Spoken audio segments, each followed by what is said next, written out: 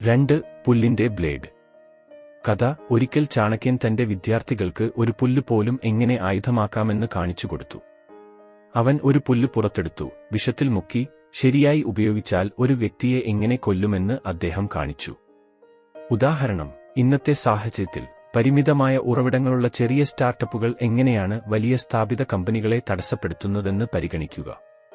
ഉദാഹരണത്തിന്, വാട്ട്സ്ആപ്പ് ഒരു ചെറിയ ടീമിനൊപ്പം സന്ദേശമയക്കൽ വ്യവസായത്തിൽ വിപ്ലവം സൃഷ്ടിച്ചു, ഒടുവിൽ $19 ബില്യൺ ഫേസ്ബുക്ക് സ്വന്തമാക്കി. ഈ കഥ നവീകരണത്തിന്റെയും വിഭവസമൃദ്ധിയുടെയും പ്രാധാന്യം ഊന്നിപ്പറയുന്നു. വിവേകത്തോടെ ഉപയോഗിച്ചാൽ ഏറ്റവും ചെറിയ ഉപകരണങ്ങൾ പോലും ശക്തമാകുമെന്ന് കാണിക്കുന്നു. 3. ഉറുമ്പും ചന്ദനമരവും. കഥ: ഉയരമുള്ള ചന്ദനമരത്തിൽ ഉറുമ്പ് കയറുന്നത് ചാണക്യൻ നിരീക്ഷിച്ചു. ചെറിയ വലിപ്പവും വലിയ ജോലിയും ഉണ്ടായിരുന്നിട്ടും ഉറുമ്പ് നിലനിന്നിരുന്നു, ഒടുവിൽ മുകളിൽ എത്തി. ഉദാഹരണം: ഇത് ഒരു പ്രശസ്തമായ സർവകലാശാലയിൽ പ്രവേശനം ലക്ഷ്യമിടുന്ന ഒരു വിദ്യാർത്ഥിക്ക് സമാനമാണ്. നിരവധി വെല്ലുവിളികളും കടുത്ത മത്സരങ്ങളും ഉണ്ടായിരുന്നിട്ടും വിദ്യാർത്ഥിയുടെ നിരന്തര പരിശ്രമം, കഠിനമായി പഠിക്കുക, പാഠ്യേതര പ്രവർത്തനങ്ങളിൽ പങ്കെടുക്കുക എന്നിവ അവരുടെ ലക്ഷ്യത്തിലെത്താൻ അവരെ നയിക്കുന്നു.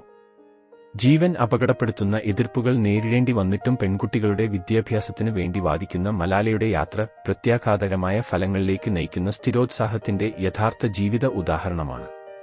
നിങ്ങളുടെ സമയത്തിനും ശ്രദ്ധയ്ക്കും നന്ദി.